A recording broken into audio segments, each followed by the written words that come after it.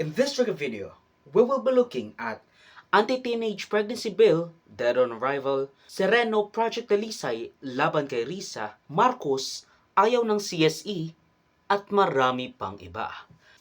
Kamusta for me? Ako nga pala si Abor Joseph at welcome sa News for the Recap Weekly Edition number 87. We've touched covered since last week, so skip the responses provided if it piques your interest. Here as a preacher's commentary for your convenience. Comprehensive Sexual Education sa Pilipinas. Nandito na naman tayo. Hanggang kailan ba itong kalbaryo ng mga progresibong grupo para sa maayos na reforma at edukasyon para sa mga kabataan at menor de edad nang magkaroon ng komprehensibong edukasyong sexual sa mga paaralan? Ipinropose ni Senator Risa Ontiveros ang Senate Bill No. 1979 o ang Proposed Prevention of Adolescent Pregnancy Act na naglalayong magbigay ng komprehensibong edukasyon sa mga mag-aaral tungkol sa kanilang sexualidad, organs, and basically reproductive organs, at rapidly maturing bodies. It provides a blueprint at pagsisagawa ng mga programa that promotes education sa kanilang bodies and not pleasuring oneself, no matter how many people, even the President and former Chief Justice, tells you otherwise. Nakasama sa kanyang mga co-author ng bill ay sina Senator Amy Marcos, Bong Revilla, Bongo, Raffy Tulfo, at Deputy Secretary Sonny Angara. Now, let it also be known na basically pinagsama-sama ang mga bill with the same intentions and kind of similar-ish content sa isang bill na ito just to expedite the process. Now, it is no surprise that the Philippines is generally socially conservative with large tolerance and sometimes even acceptance for LGBTQ plus people with some leftist ideal thrown in the mix. I mean, shocker, di ba? I mean, who would have guessed na ang isang majority Christian nation, Catholic, would be conservative? But I digress. Maraming senador na ngayon ang nagba-backtrack sa kanilang backing ng bill sa mga signature nila kasi I think around 18 senators have already signed the bill for expedited process. And ngayon nagba-backtrack sila sa kanilang backing ng bill saying na yung mga nasa bill hindi sa kanila, trying to get out of the way dahil sa fury ng mga religious groups sa Pilipinas, mga hysteria nila, lalo na at malapit na ang eleksyon. Ayaw nilang malink sa isang bill that has already caused intense backlash from the religious voter base. Hindi pa nga nakakapagpasa or hindi pa nga nakakapag second reading itong bill na ito. Further study lang, study para yung mga conflicting, controversial, at least ma-resolve muna. Sir, For further review and What do studies. you want to be reviewed in the first place? Basta yung mga issues, kailangan muna. Maraming maraming tumatawag. So, further review and study before we pass the law. You just have to be sure. Sir, ilan kayo mag-withdraw? Hindi ko lang kung ano nasa page na lang siguro. Is there I am not sure. Is there a specific proposed provision that you're against? Naman, further review lang. Siguro yun na lang. Ma'am, sorry yung CSE yung particular mong inaayawan? Yes. Comprehensive Sexuality Oo. Education. Ako naman, I agree na we do have a problem with teenage pregnancy. But it's how do we solve that problem is tama ba na ito yung solution sa problema? Control of the parents. Hindi mo pwede yan. That's against our Filipino culture. No, sir, nung pinirmahan nyo, hindi nyo nakita yun, sir? Hindi ko alam yung kung ano yung international standards at that time. So, upon review, medyo hindi ukma sa kultura natin Pilipino. Now, ang problema raw ng mga senador ay hindi nila alam ang international standard when they back the bill para sa framework ng comprehensive sexuality, not sex. It was a friend, somebody from the UK, who told me that there is a bill pending, and he was talking about the Comprehensive Sexuality Education Program, CSE, no? And it's an international program being promoted primarily by the UNESCO and the UNFPA and the UNICEF that will hypersexualize children at a very early age. Now, in an interview, President Marcos said that it will be a guaranteed veto dahil na-shocked at appalled daw siya sa mga nilalaman ng nasabing Senate bill and that it was a product of promoting woke mentality. Appalled and echoed sentiments by former Chief Justice Maria Lourdes Sereno dahil sinasabi nito at ng Project Dalisay na it teaches kids to masturbate. The details and the particulars are very, very shocking. You're going to be really aghast. 0 to 4. Talaga nakalagay doon, early childhood masturbation. Magugulat kayo, 0 to 4. I was asked last Thursday on what my opinion was on sex education in schools. And I stand by my answer that sex education is extremely important. When I was talking about sex education, I remembered our sex education when I was in school. At ang itinuro sa amin ay anatomy. What is the anatomy of male and female reproductive systems? Naalala ko pa, nanood kami ng video ng mga cell na nagdi-divide para maging baby. Yun ang tinuro sa amin. Kailangan talagang malaman ng mga kabataan yan. However, over the weekend, I finally read in detail Senate Bill 1979. And I was shocked and I was appalled by some of the elements of that. Because this is all this woke that they are trying to bring into our system. You will teach four-year-olds how to masturbate. That every child has the right to try different sexualities. This is ridiculous. It is abhorrent. It is a travesty of what sexual and sex education should be to the children. What about the parents? Wala na silang karapatan na silang mag-decide kung ano at kailan tuturuan yung bata. I'm a parent and I'm a grandparent. So I feel very strongly about this. So, let me be very, very clear. I still believe that sex education, in terms of teaching kids the anatomy of the reproductive systems of male and females, is extremely important. The consequences of early pregnancy, the prevalence of HIV, kailangan ituro lahat yan para alam ng mga kabataan. Pero yung mga sinama nila ng mga woke na absurdities are abhorrent to me. And I'm already guaranteeing hindi pa napasa ito. Pero if this bill is passed in that form, I guarantee all parents, teachers, and children, I will immediately veto it. Thank you. Na alam kong tabu ang pag-usapan ng ganitong mga bagay, especially the things na tinatalakay ng bill na ito. Pero it doesn't really say anything graphic to be taught about sex or even masturbation. Walang ang word na masturbation in the bill. So where did they get that? Well, we'll get to that just in a minute. Now, ang tinutukoy nila ay ang nasa Section 6, page 9, kung saan sinasabi na CSE shall be integrated in the school curriculum, guided by DepEd and the international standards. And at nandoon ang pagkakamali ni Senator Risa Ontiveros, which caused all this backlash allegedly. It's just, naghanap sila ng objectionable thing or objectionable passage sa bill na ito, just so that the whole shtick at saka yung essence ng bill would not be passed. Pero they found section 6, page 9, where it said na CSE shall be integrated in the school curriculum, guided by DepEd and international standards. At nandoon ang pagkakamali ni Senator Risa Ontiveros. They could not have had the ammunitions if tinanggal niya yung international standards and just left DepEd as the primary guide. I mean, they wouldn't have this hysteria.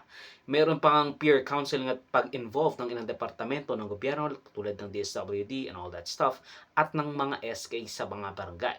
Hindi tinatanggal ang mga magulang sa equation, contrary to what Chief Justice Maria Lourdes Sereno was saying sa video. Wala tayong pagnanais na tanggalin ang parental authority. Siyempre, ang magulang pa rin ang mangunguna. Ang sinasabi sa aking bill, talagang kailangan nananawagan sa DSWD, DOH, DepEd na tulungan ang parents na turuan ng bata. At pati, para sa akin, mahalaga dahil ang mga teenager, alam naman natin, di masyado nakikinig kung minsan na nakakatanda, yung peer counseling ng SK at NYC. Ma'am, will you consider withdrawing? Will you consider withdrawing from it? I think withdrawal at this point is a little too early dahil hindi pa naman siya pinapasa. Ang alam ko, naudlot sa period of interpellation kasi ang daming tanong ng mga mambabatas. But some senators already withdrew their signature from the committee report. Yes. Do you have plans of doing the same po, ma'am? Well, I stand by my version of the bill and kung tuloy-tuloy yung interpellation, may mga bagay na talagang hindi na kinakailangan doon, marami ng extra. So sa interpellation na lang, ma'am, you will Yes, say, at saka may sa period amendments. of amendment, meron pang interpellation, mahaba pa yung proseso para matanggal yung mga bahagi na tinatawag natin controversial o di kaya objectionable. Ngayon, bakit hindi napansin ito sa House, no? Kasi an act to prevent adolescent pregnancy or teen pregnancy, di ang ganda-ganda, makatao, mapagmahal sa kapwa, iisipin mo. Pero pag binasa mo doon, pag active sexually, hindi na pwedeng sabihan ang parents. It's not like susundin by the book itong CSE guidelines ng UNESCO, notwithstanding na hindi lahat ng nasa international standards ay i-implement.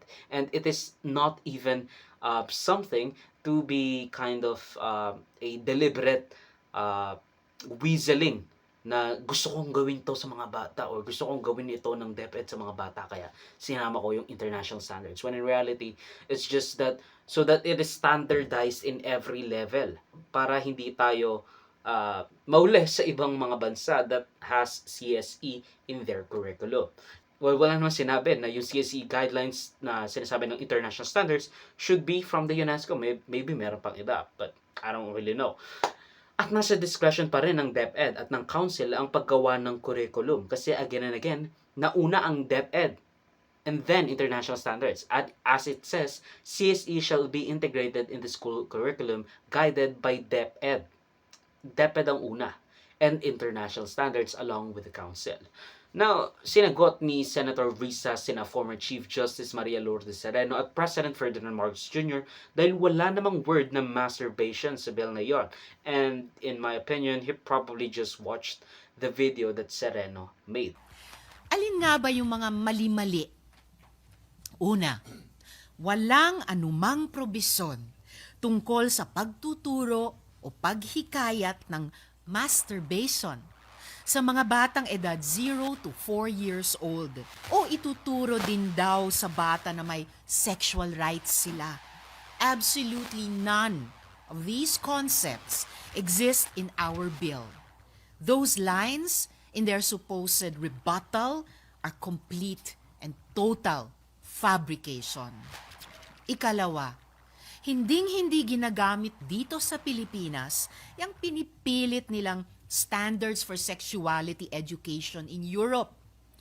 Hindi din po ito ang reference sa comprehensive sexuality education, kundi ang responsible parenthood and reproductive health law. Wala ring sinasabi sa bill na kailangan sundin ang mga patakaran sa ibang bansa. Kaya maling-mali talaga yung mga post nila na unconstitutional daw ang Prevention of Adolescent Pregnancy Bill. Ikatlo, isa pang fake news na kung ang bata ay sexually active, hindi na daw pwedeng sabihin sa mga magulang. Kung saan nila nahugot yan, hindi ko alam. Dahil walang batas o anumang polisiya sa Pilipinas ang magtatangkang magbawal sa mga magulang na gumabay sa ating mga anak. May national emergency na nga. Ang inatupag pa nila ay pananakot sa mga Pilipino.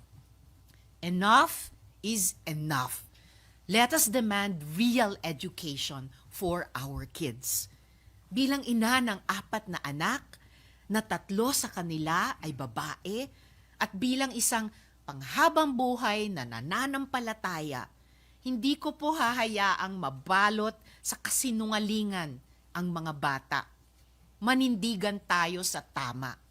Hinihikayat ko rin ang ating mga allies at stakeholders na iparinig ang inyong mga boses para maampat ang pagkalat nitong mga fake news na ito. No, that is where the problem lies. Dahil according to the international standards by the 2018 revised International Guidance on Sexuality Education, it says that, quote, many boys and girls begin to masturbate during puberty or sometimes earlier. And I can attest to that fact. And, ito, probably TMI. But I know that stuff even when I was in kindergarten. And, masturbation does not cause or physical or emotional harm, but should be done in private for learners 9 to 12. So, that's definitely long overdue. Meron pang nagsasabi na, I think 0 to 4 daw. Pinapakilala na yung mga concepts na ganito. To which I say, yeah, that's kind of weird. But the problem is, would we rather have them learn it from the internet, lalo na mga iPad kids, mga puro YouTube, puro TikTok, itong mga tao na to? O kaya naman ay sa mga teacher na equipped to handle these sort of things? Would you want your children to learn it from the internet, or the teachers that would be equipped to handle these sort of things? And I'm not discounting the role of the parents here, pero the fact of the matter is, it's an uncomfortable topic sa mga parents to discuss this with their offspring. Kaya nga meron tayong peer counseling na nakalagay mismo dun sa batas. And I'm not saying na, don't teach the respect for gender identities. Maybe kind of gloss over it, pero don't teach them entirely yung concept ng transgenderism and all that stuff. Kasi let the students figure it out first. Kasi ayaw natin ma-impluwensyahan yung kanilang, thinking. Kasi as we all know, the kids 0 to 5, 0 to 7, 0 to 10 is highly susceptible to suggestions. Maybe they're just confused. I sounded horrible just saying that, pero let's not add too much semantics at definition sa kanila. Kasi mamaya, syempre, mga overthinker yan. So, what would we or what should we give or throw at them? Maybe when they're in senior high or maybe even just junior high, they could further explore. Pero definitely respect the choices of other people. Right? And I don't think that sounds controversial. But if you bother to read the 25-page Senate bill, of which I did not, makikita natin na there is not even any mention of self-pleasure or masturbation in the bill. And trust me, pinindot ko na yung Control F, then type masturbation / self-pleasure. Kasi kung susundin daw ang international standard, of which wala namang sinabi kung anong international standard ang sinasabi. From the West daw pa nga. Pero as we can clearly see, nauuna ang DepEd sa pag-guide ng school curriculum para sa CSE. They get to decide it, not international standards. They won't blindly choose or they won't blindly include everything na nasa CSE ng international standards ng UNESCO to your students, to your children. Because as I said, and I kind of agree with Maria Lourdes Sereno that we should have a kind of bubble on our culture. She did not say that, pero as she said, it was incompatible with the culture of the Philippines, yung CSE ng West. So maybe we can kind of basta yung i-adapt mo sa settings and culture na gusto nating i-promote sa Pilipinas.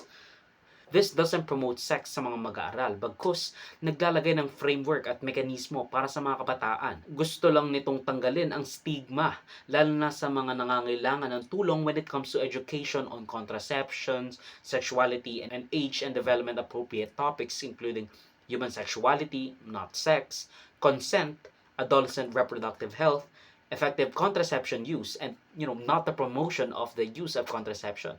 Kumbaga pinapakita lang kung paano if you would want to do so, especially when you are not educated with this kind of stuff and you have no outlet except the internet. So it is better for the students to learn it from their teachers, their trusted teachers. Now I know maraming teachers na kung ano-anong ginagawa, but that's besides the point. That's another thing to add to the burden. It's all about It's all about destigmatizing cultural ambience sa mga ganitong topic. Walang sinabi rito na makipag-sex ka, ganito, ganyan. Or ganito makipag-sex, ipapasok mo. No, I agree na we should promote chastity and no sex before marriage as the ultimate anti-teenage pregnancy mechanism. But also awareness sa pagbibigay ng consent dahil madalas hindi coerced o pinilit, hindi pinipilit in the conventional way of using force ang mga ineng at ihong nakikipagtalik with someone older or someone their senior or someone their junior. They should know that they can say no to any person if they are uncomfortable. They have the power of consent. And that in there, we see that we should also separate consent and regret from the decision that you have made. Again, I promote chastity, no sex before marriage, pero that will be cases na hindi nasusunod or para ito sa mga cases na hindi man nasusunod or just for curiosity's sake kung paano nila, if ever mangyari, gagawin. Yung tamang paggawa sa the thing that we cannot say. Lalo na ngayon, hirap na tayo sa mga ganyang bagay kasi again, we are increasingly going to the liberal left, especially for the younger audience. We should teach chastity not as a religious concept kundi as a social concept while also not depriving anyone of help or education sa mga ganitong bagay as we instill conservative social values when it comes to, again, chastity and no sex before marriage and all that stuff, while also being accepting of LGBTQ people and learning more about them and accepting the fact that these things happen and that we cannot just ignore this until some person give us the talk that we needed for decades. But that's anything. Now we need to instill conservative social values while also being accepting of LGBTQ people and empathetic to other people's circumstances. And maybe let us be minusculely inconvenienced for a bit in accommodation for others kasi wala namang mangyayari kung tinuro mo na, hey, there's this thing called being gay and it is normal. We're not saying that you are gay, that you all are gay, you all have the potential, you have the ability to be gay. That's not the thing here. We just want the children to know that what they are feeling is not unordinary. It is not something that should be pushed deep down kasi it just causes mental anguish. Dahil sa study at backlash, nag-submit ngayon si Senator Risa Ontiveros ng substitute bill para sa Prevention of Adolescent Pregnancy Bill, of which tinanggal niya yung, of all, the international standards thing na dinadada ng ating mga thought leaders and even the president. Sereno at Marcos laban sa bill ni Risa. Kinakalaban ni na former Chief Justice Maria Lourdes Sereno at President Ferdinand Marcos Jr. ang bill na i-final ni Senator Risa Ontiveros na Senate Bill No. 1979 o ang Proposed Prevention of Adolescent Pregnancy Act. Nang nakapaloob sa proposed bill na ito ang pagbibigay ng kaalaman, edukasyon at perspektibo para sa mga mag-aaral patungkol sa kanilang rapidly changing and evolving bodies. You can watch my NIDW recap patungkol sa comprehensive sexual education to, the jury admits, a detestable piece of legislation, or at least that's what the prevailing opinion is sa mga conservative circles. The CSE has a higher chance of being passed than divorce, sojo bill, and same-sex marriage, but it is in and of itself dead on arrival, as said by Marcos when he says that he will veto it if it is as is passed by the Senate. It was a friend, somebody from the UK, who told me that there is a bill pending, and he was talking about the Comprehensive Sexuality Education Program, CSE, no? And it's an international program being promoted primarily by the UNESCO and the UNFPA and the UNICEF that will hypersexualize children at a very early age. Now, in an interview, President Marcos said that it will be a guaranteed veto dahil na-shocked at appalled daw siya sa mga nilalaman ng nasabing Senate bill and that it was a product of promoting woke mentality. Appalled and echoed sentiments by former Chief Justice Maria Lourdes Sereno dahil sinasabi nito at ng Project Dalisay na it teaches kids to masturbate. The details and the particulars are very, very shocking. You're going to be really aghast. 0 to 4. Talaga nakalagay doon, early childhood masturbation. Magugulat kayo, 0 to 4. I was asked last Thursday on what my opinion was on sex education in schools. And I stand by my answer that sex education is extremely important. When I was talking about sex education, I remembered our sex education when I was in school. At ang itinuro sa amin ay anatomy. What is the anatomy of male and female reproductive systems? Naalala ko pa, nanood kami ng video ng mga cell na nagdi-divide para maging baby. Yun ang tinuro sa amin. Kailangan talagang malaman ng mga kabataan yan. However, over the weekend, I finally read in detail Senate Bill 1979. And I was shocked and I was appalled by some of the elements of that.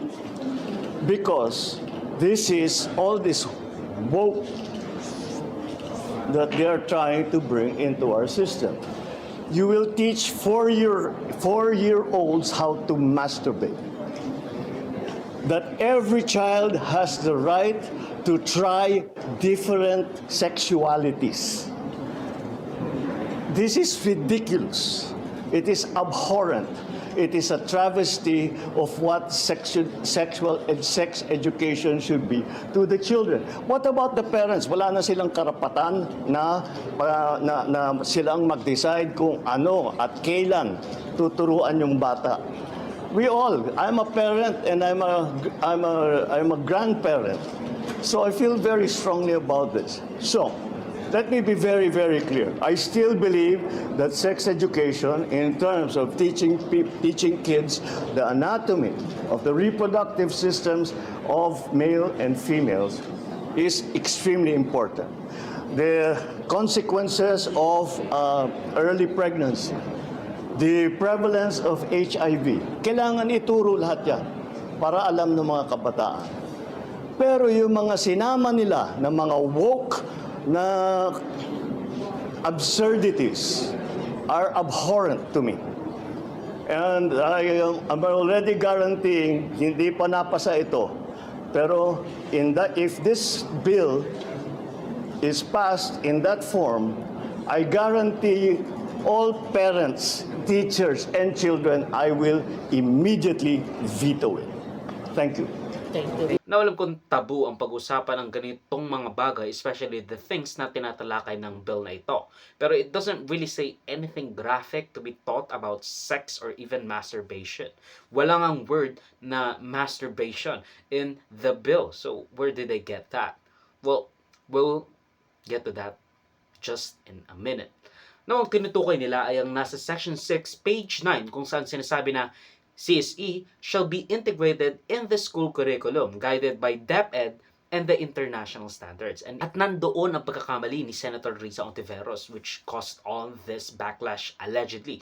It's just, naghanap sila ng objectionable thing or objectionable passage sa bill na ito just so that the whole shtick at saka yung essence ng bill would not be passed. Pero they found section 6, page 9, where it said na CSE shall be integrated in the school curriculum, guided by DepEd and international standards.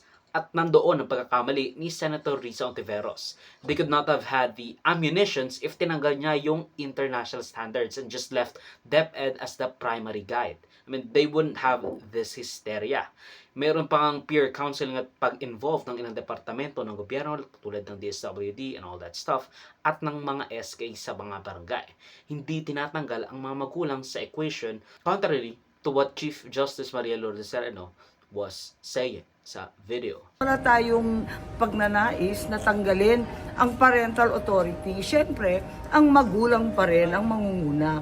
Ang sinasabi sa aking bill, talagang kailangan nananawagan sa DSWD, DOH, DepEd na tulungan ang parents na turuan ng bata. At pati, para sa akin, mahalaga dahil ang mga teenager, alam naman natin, di masyado nakikinig kung minsan na nakakatanda, yung peer counseling ng SK at NYC. Ma'am, will you consider withdrawing?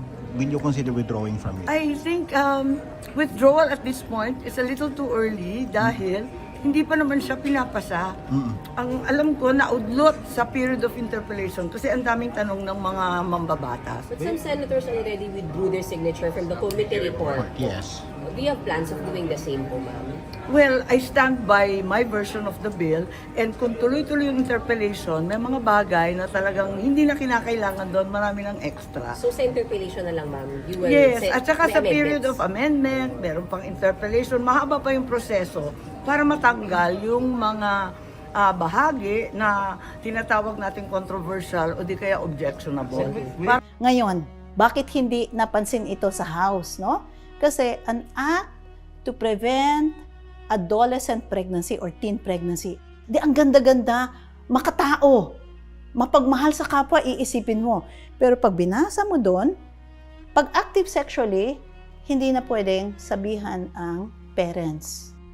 It's not like susundin by the book itong CSE guidelines ng UNESCO, notwithstanding na hindi lahat ng nasa international standards ay i-implement. And it is not even something to be kind of a deliberate weaseling na gusto kong gawin to sa mga bata or gusto kong gawin ito ng DepEd sa mga bata kaya sinama ko yung international standards. When in reality, it's just that so that it is standardized in every level para hindi tayo mauli sa ibang mga bansa that has CSE in their curriculum.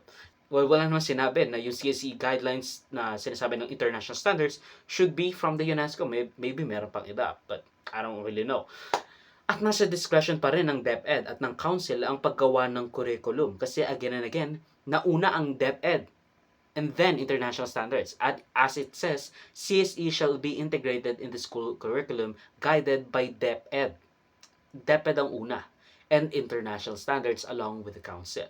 Now, sinagot ni Senator Risa sina former Chief Justice Maria Lourdes Sereno at President Ferdinand Marcos Jr. dahil wala namang word na masturbation sa bill na yon. And in my opinion, he probably just watched the video that Sereno made. Alin nga ba yung mga mali-mali?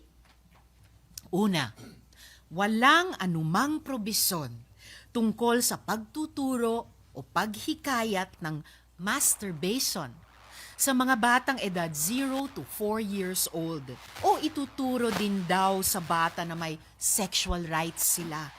Absolutely none of these concepts exist in our bill. Those lines in their supposed rebuttal are complete and total fabrication. Ikalawa, hinding-hindi ginagamit dito sa Pilipinas yung pinipilit nilang standards for sexuality education in Europe. Hindi din po ito ang reference sa comprehensive sexuality education, kundi ang responsible parenthood and reproductive health law. Wala ring sinasabi sa bill na kailangan sundin ang mga patakaran sa ibang bansa. Kaya maling-mali talaga yung mga post nila na unconstitutional daw ang Prevention of Adolescent Pregnancy Bill. Ikatlo, isa pang fake news na kung ang bata ay sexually active, hindi na daw pwedeng sabihin sa mga magulang. Kung saan nila nahugot yan, hindi ko alam. Dahil walang batas o anumang polisiya sa Pilipinas ang magtatangkang magbawal sa mga magulang na gumabay sa ating mga anak. May national emergency na nga. Ang inatupag pa nila ay pananakot sa mga Pilipino. Enough is enough. Let us demand real education for our kids. Bilang ina ng 4 na anak, na 3 sa kanila ay babae, at bilang isang panghabang buhay na nananampalataya, hindi ko po hahayaang mabalot sa kasinungalingan ang mga bata. Manindigan tayo sa tama. Hinihikayat ko rin ang ating mga allies at stakeholders na iparinig ang inyong mga boses para maampat ang pagkalat nitong mga fake news na ito. Dahil sa backlash na natamo ng Section 6, page 9, tinanggal na ito ni Senator Risa Ontiveros while holding her stead dahil again, unlike what Marcos and Sereno at iba pang mga mababatas has said, walang sinasabing nagtuturo ng self-pleasure sa under 10 students. And even, I don't think, everywhere in that curriculum. Kasi again, or in that law or bill that was passed in the second reading. At yan ang pagtatapos ng News Unworthy Recap Weekly Edition for roughly the 4th week of January 2025. Mag-suggest more topics and or corrections to the balitas if you feel I misrepresented them in any way. Salamat sa panonood mga kabang. Avoid me, like, subscribe, and follow my links sa socials and avoid Joseph that would be linked down below. So susunod muli, of course, paalam.